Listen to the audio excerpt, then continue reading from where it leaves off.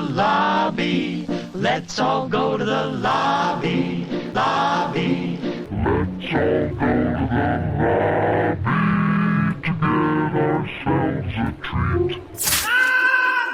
Hello, horror hounds, and welcome to Now Slaying, an It Slays podcast production where we break down the latest and greatest in the world of horror. I'm your not-so-humble host, Colton. I'm Rowan. And today on the show, we're going to be reviewing It Lives Inside, which was released September 22nd, 2023, exclusively in theaters. Now, Rowan, let's kick things off simply this week. I'm not going to, beat around the bush. I just want to know, were you looking forward to It Lives Inside? Yeah, so I saw the trailer. I'm pretty sure everyone sees trailers on YouTube. It popped up for me when it was coming out, and it piqued my interest. I'm always interested to see kind of a new PG-13 horror movie, what that's going to be like. So, I mean, a horror movie, that's really all I have to say. It was by a new director. I knew nothing about it. I was like, sure, let's do it. What about you, Colton? I just love that you always have to throw in PG-13 as a derogatory term whenever they release the new PG-13 horror movie. But yeah, this one I was kind of looking forward to as well. I saw the trailer in the way that nobody watches trailers anymore, which is in the movie theater before another movie. I feel like it might have been talked to me, but honestly, it's been so long ago that I can't remember when I last saw the trailer for this. But the day that I went to see it, I certainly wasn't looking forward to seeing it because I just had just another really long day at work. That's all I've been doing lately. So I was basically like, I don't even know if I'm going to be able to stay awake watching this thing, but it was the only evening I could go see it before recording this episode. So yeah, did it manage to keep me awake? Well, before we get into that, let's throw it on over to the trailer. My mom used to tell us stories. The ayah said never to sleep with a bad feeling in our hearts because there's a dark thing that feeds on those feelings. It's called the Pishash.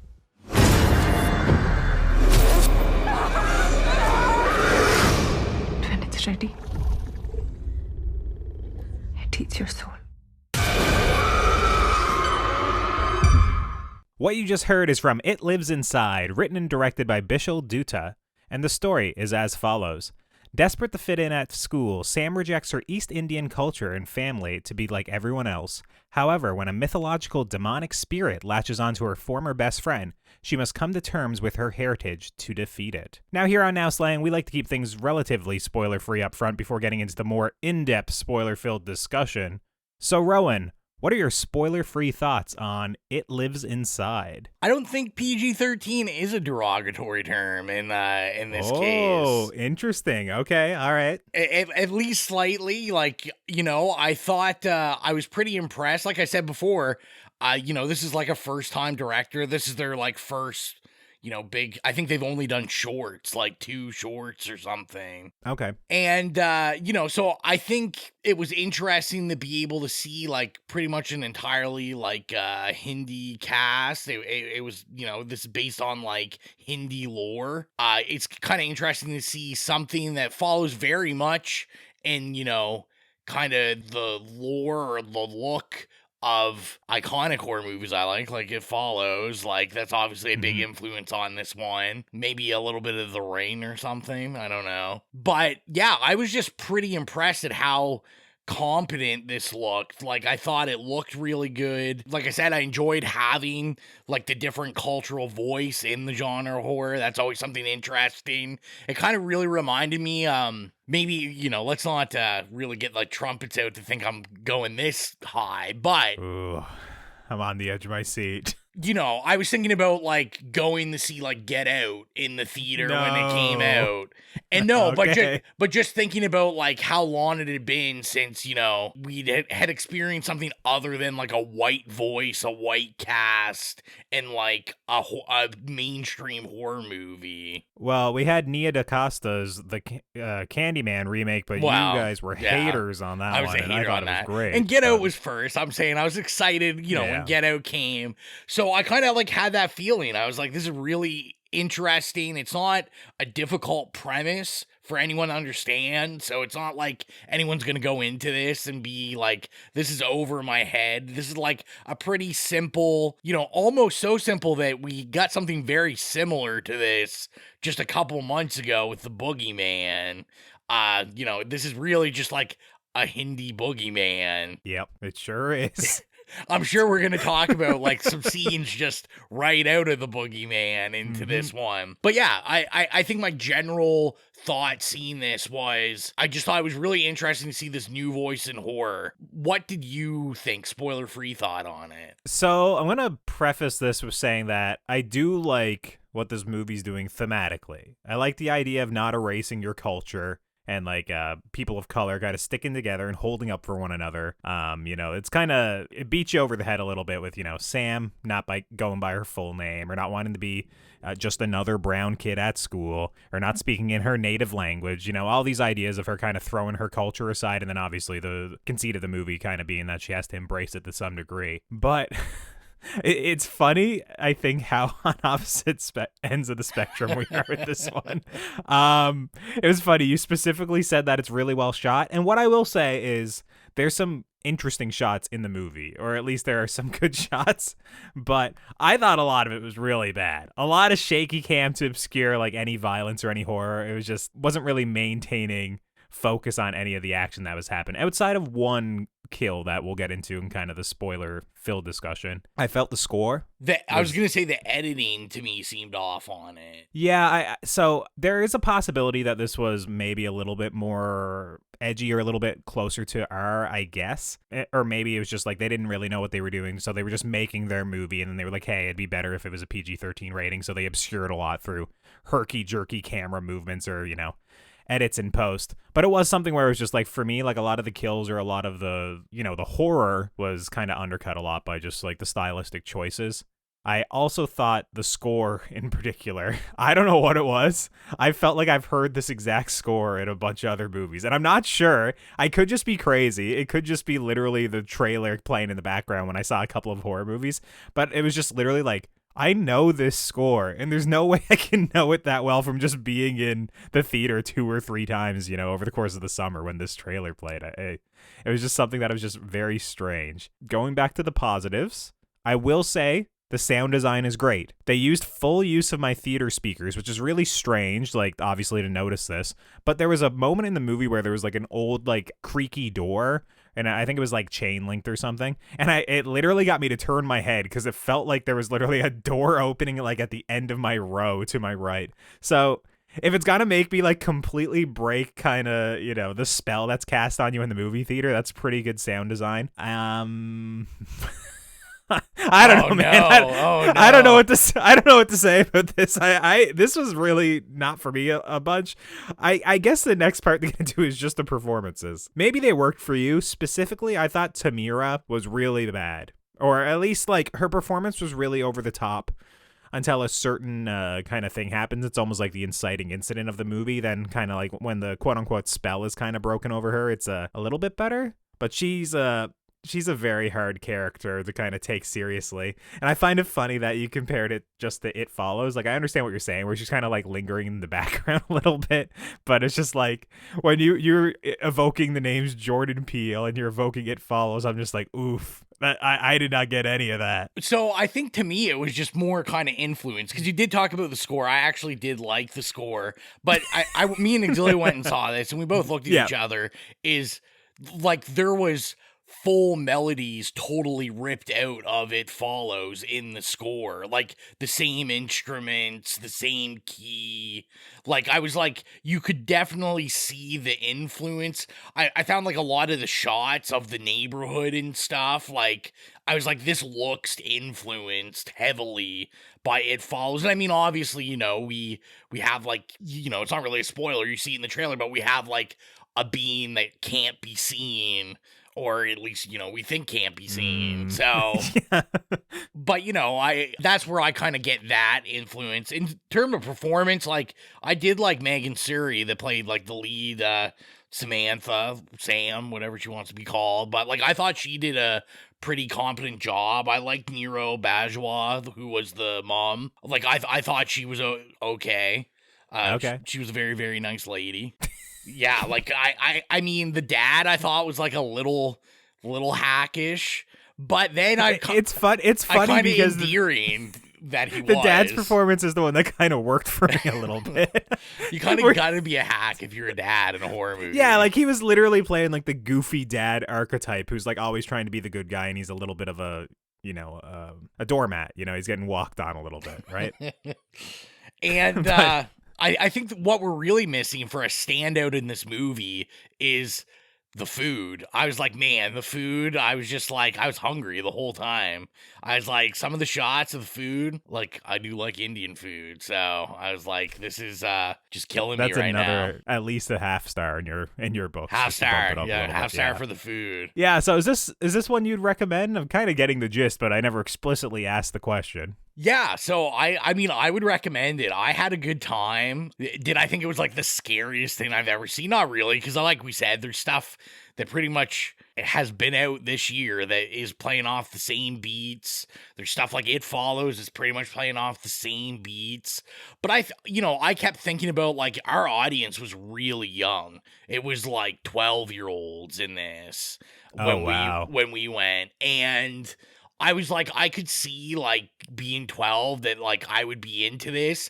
And it's shot in a way to me that even though this is in no way, like, an elevated horror for a 12-year-old, I was like, this is probably looks better to me than like an Insidious or something that we like. The Insidious Red Door, like I like this way better than I liked something like that this year. Yeah, I think I would give it a pretty strong recommend to see it in the theater. What about you? Oh God.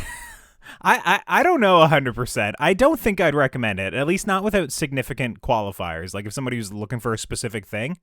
I will admit that I do think some of the aspects of the Hindu culture just completely flew over my head. It was not something I was at all exposed to when I was growing up, and a lot of my learning on that culture has been through working with people that practice it or seeing other movies similar to this. So, like, once again, I'll admit that it's like there was probably some sort of second language that I just didn't understand, like what they were referencing to a certain degree. But by and large, I don't know. Maybe it was also I was just really tired. Like I said, it was a long day and I went to see this thing. I didn't fall asleep. That's what I was joking about in the intro. But there was a certain point where I kind of felt like I was glazed over a little bit where I was watching it, but it was just kind of going past my eyes. I don't know if I was really into it. It does get marginally better as it goes on. I think once the horror starts ramping up and after a specific kill, I think it does it winds up basically being like, okay, there is some danger here. But yeah, by and large, I don't know if I'd go a full-hearted recommendation on this one. I think I wouldn't recommend seeing it. I think it's fine to watch at home. I'm almost on the polar opposite where you're like, go see it in theaters. And with like a certain respect, I do agree with you because it's like, hey, let's support, small indie horror. But I don't know. I just think there is probably some better small indie horror to support, I guess, which I feel really mean saying, because screw it. You can go see it. I just don't recommend going to go see it. Just go on my word. Blame me. Don't blame Colton. 100%. So yeah, that's a recommendation from Rowan, not a recommendation from me. But with that, I think it's time to cut to the spoiler discussion for It Lives Inside. Okay, we are now in the spoiler discussion for It Lives Inside. So if you've not seen It Lives Inside, it's time to tune out and come back once you've seen the movie, or keep listening if you simply don't care. Rowan, you were higher on the movie than I am. I want you to kick off the spoiler-filled discussion. So I wanted to kick it off big. Let's go big. Let's talk about our monster, our beast. Okay. I was riding for it. I was all for it. It seemed mostly pretty much practical since we actually look at it. I saw like a couple interviews and stuff, and it seems like the director said they tried to go almost all practical, other than the stuff they couldn't when it's invisible and things like that.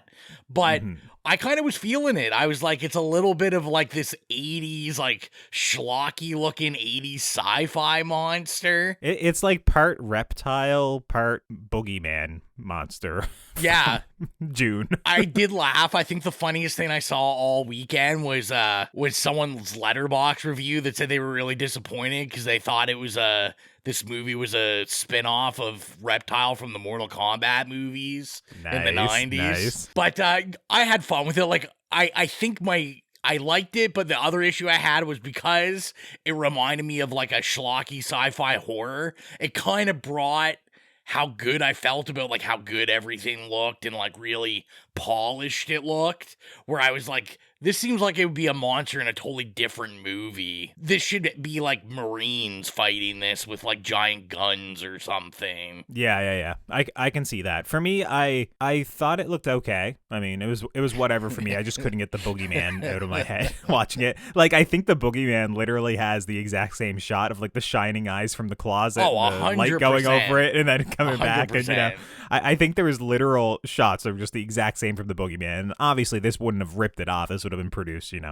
probably almost a year ago at this point. But for me, there was a weird part where I thought this movie was trying to be a werewolf movie for a good while. And I don't know if you got that either. The high school. Yeah, so the high school mascot has the werewolves. In the beginning, there's the big, like, slashes across the door in the cold open, which we never mentioned, but I thought it was a very, like, confusing cold open. Like, it makes more sense in retrospect, but it didn't really do anything for me in the moment. I was kind of like, okay, there's a jar, there's maybe a burning person, I'm not 100% sure, there's like big old slashes in the door, what is going on? I'm just so confused, but like in a bad confused way, not like an interested confused way. And then also the audio design, which I praised in the spoiler free discussion. It had a lot of like roaring and growling, like very much like a werewolf. And I think I'd even go so far as like if you freeze frame some of the moments when like, it's sneaking up behind people and shit, I feel like it looked a bit furry or something. Like, once again, I could be completely wrong. It was just like, I got big time werewolf vibes watching this movie. And then I was like, why is a werewolf trapped in a jar? It's like such a weird thing. Would this movie have been better if it was an invisible werewolf trapped in a jar? No, probably not. I mean, at least they're doing their own thing. It was like one of those things where I was like, I think they're setting up a werewolf for a while. And then I was kind of wondering like, okay, where does the full moon come in? Where does like the blood come in? I was like, this is going to be ginger snaps, but Hindi, like what is this? I was just very confused. Colton's worst nightmare. Oh my God. Don't say that. I mean, I'd watch that. I mean, I'm not a big fan of He's ginger like, I'm snaps, getting ginger snaps in a different culture now. Oh man. But yeah, it was something where I didn't really have strong feelings for the monster. It was whatever. I wasn't scared. Like I said, for most of this movie, I was bored. But the one thing that I will say that I thought was pretty good is I liked the boyfriend kill on the swing set. Oh, that was the one fantastic. That was the one I kept alluding to, that once that happened, it kind of amped up the stakes. And I do think the movie kind of hit a different stride at that point, where maybe like 5 or 10 minutes later, we kind of had the dream sequence with the mother, which was like a cool like creature. It gave me like old hag vibes. It was a little bit like Mama, the movie from a few years ago. It was crawling really weird with its head backwards and all that shit. I really liked that. I thought that was a cool sequence. I think there's another maybe kill or chase sequence that I'm forgetting. But it feels like the movie kind of goes into a different gear at that point. And there are at least like longer sequences of horror that some of which worked for me and some of which didn't. So I did like that. The one thing that I thought was a little bit late in this movie was the mom explaining the entity and like what it represents and how it kind of like breaks you down and isolates you from your family and all this stuff. I understand they had to kind of like have like the examples to kind of flash to, but it was very strange. Like, it comes like 2/3 of the way through the movie. Yeah. And usually that would be the type of thing that'd be closer to the beginning, or at least we'd get like the lore or a story about it or something kind of hinting at it. It's this big info dump like an hour into the movie, and it just grinds everything to a halt. And it was just kind of like, I was like, okay, cool. Like, I thought this would have been 20 minutes into the movie. I guess maybe they were trying to have her be like the demonologist, like that old trope from like an Insidious movie or something where there's like an hour of mayhem and then, I forget her name now. I was going to say Liz Phair. It's not Liz Phair. But the woman, Lin Shaye. Lin Shaye shows up. Yeah, Lin Shaye shows up. It was kind of that vibe, I guess, but it was just, I don't know, it didn't really work for me. Yeah, and that's kind of the big point that I had, in my cons column. And mine was, you talked about the opening scene. It was kind of everything that had to do with this, what we find out is like this deceased kid's house from before the movie starts. And I just didn't think by the end of the movie they did a very good job explaining what was going on with this house or whatever, because, you know, we kind of get these, like, the beginning has the nightmare scene of, like, you know, we see a girl, we don't know who it is, and she's kind of, like, trying to run away, and there's, like, a red door, and it's glowing, kind of, and I'm like, Jesus Christ, is this an Insidious spinoff or something? Insidious and Boogeyman crossover. Yeah, and I was just like... So I was like, okay, like we're going to get some explanation at some point. And because obviously at first, my first thing was, I was like, this has got to be like some sort of hell. There's people burning, like, so this is whatever the antagonist is going to be. It's going to like take them to hell or something. Yeah. And then it's like, even when we get into the house and Sam is, you know, confronting, you know, doing her best Ripley impression, and I'm like a badass now. And confronting the monster, like, I just felt they didn't explain the space very well, because, like, Sam and Russ explore this house, and there's nothing in the house, but then all of a sudden it's like, oh no, we didn't explore one part of the house, that apparently there's, like, all these other rooms, and the monster's hanging around, and, you know, we've got Tamira in tubs with cloths on her, like...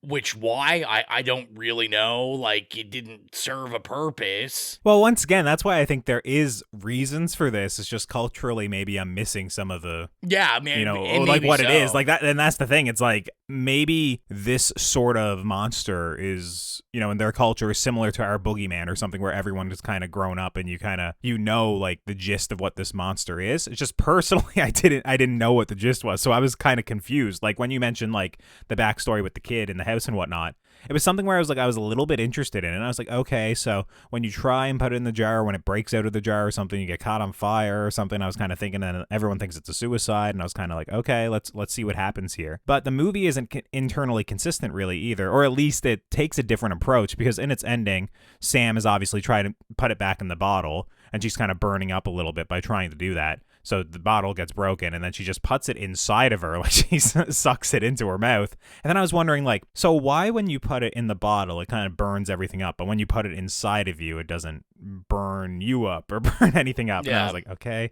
Are they like trying to say that a bottle is an improper vessel for this sort of, you know, spirit?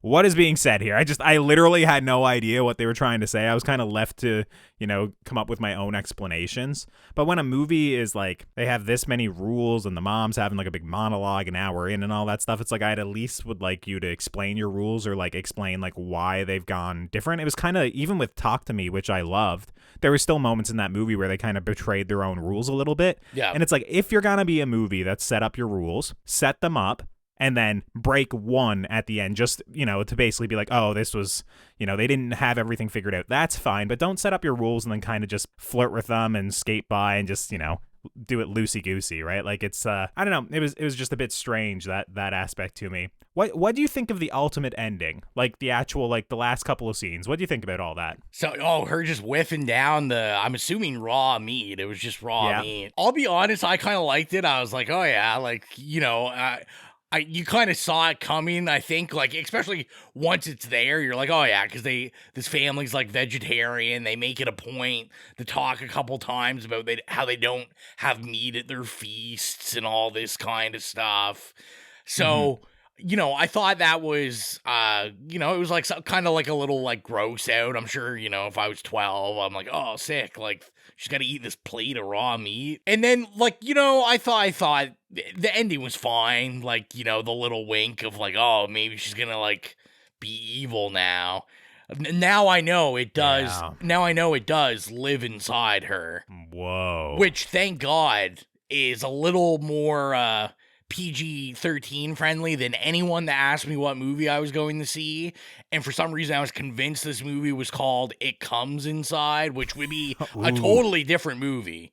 With a totally different cast, I'm sure. Yeah, that's the Pornhub parody movie. yeah, that's we'll wait for that later time. We'll just leave that there. Yeah. The ending to me was interesting because once again, like I know that India has a very big vegetarian population. I think it's like 70% over there. It's huge, just because of the like worship of cows and whatnot, right? As being like an important part of their religious symbolism and whatnot. So it was interesting to see that ending where she actually like had to eat the meat and stuff and like kind of choke it down as part of like, I guess, feeding the beast inside of her, which I thought was kind of interesting. Now, did I need like everyone there at the table all hanging out? Like, I was like, well, not really. The family would have just been fine, whatever. I understand they're trying to unite like the people of color in the movie where like, and the reason I keep saying that is because the teacher makes it very explicit where she's like, we have to stick together. People of color need to stick together. We need to form like a coalition. Is kind of like she literally says at a point in the movie.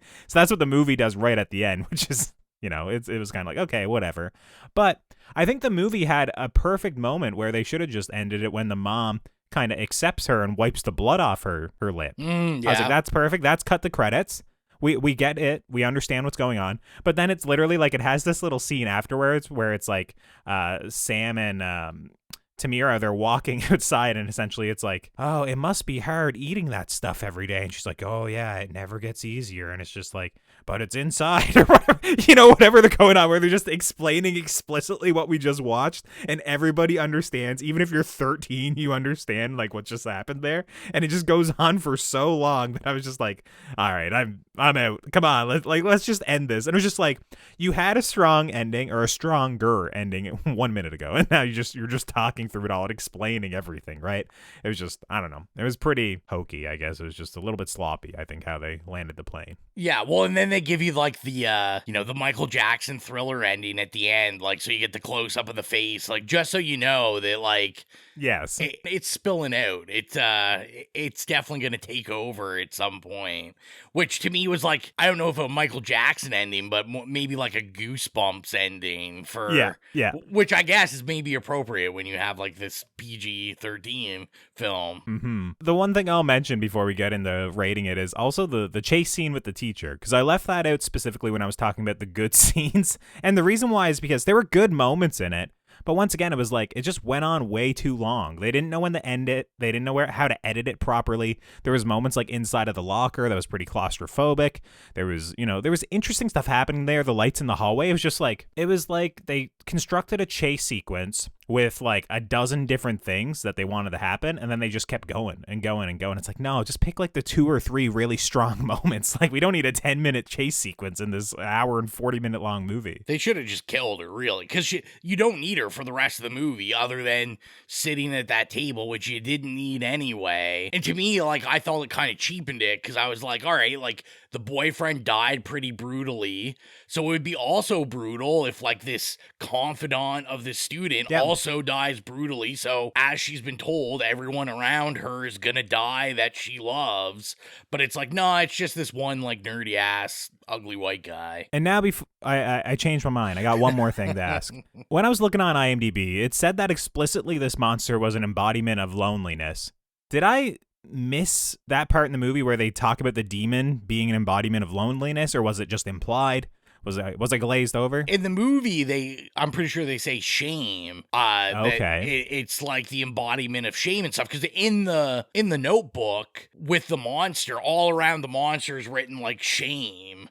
And it's, all right. So, and they say a couple times when they're explaining it that like, oh, this monster like brings out the shame in you and all these like dark feelings. Yeah, because it was interesting. I was like, I don't know if I explicitly got loneliness when I was watching it. So I was just wondering if it was a moment that I missed something, or maybe it was, I don't know. Apparently it's a demonic entity that grows stronger by feeding on her loneliness, I guess, which I didn't really feel she was lonely. Yeah, like I thought she was literally changing herself to be like more popular and stuff, right? And like be with the in crowd and what. I don't know. So if that's the case, I certainly did not get that, but obviously, as we know, IMDb summaries are like user submitted and stuff. It just could be completely wrong. But it was just a question. I was like, oh, maybe I completely, missed the mark and missed something big with this one. So yeah, Rowan, are you ready to get into rating this? Yeah, let's do it. So if you're new to the podcast, our review rubric is nay, okay, yay, or slay. So Rowan, what would you give It Lives Inside? I didn't even think about this